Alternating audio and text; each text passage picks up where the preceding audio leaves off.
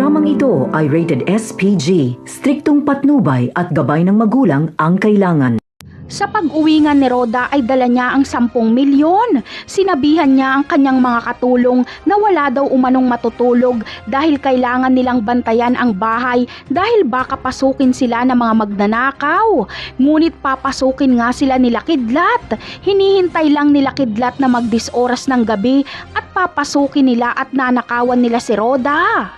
Samantala, dito na rin darating ang karma ni Roda. Makikita niya kasing ninanakawan siya nila Kidlat kaya manlalaban siya.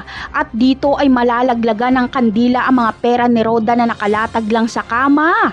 Agad na masusunog ang pera at kakalat ang apoy hanggang sa matutupok ang buong bahay ni Roda. Swerte namang nakaligtas si Roda, ngunit nasunog lahat ng kanyang mga ari-arian. Sa kabilang banda naman ay ipagkakatiwala nga ni Espinas kay Tanggol ang pagpaslang sa mga taong nasa kanyang listahan.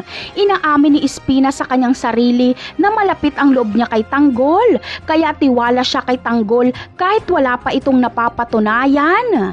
Sa tingin nyo, may mas malalim kayang ugnayan si Espinas kay Tanggol?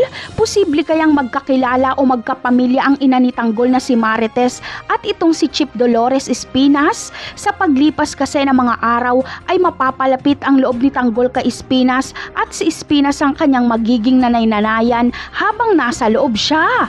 Kaya abangan na lang natin ang mga susunod na episode ng Batang Quiapo. Paalam!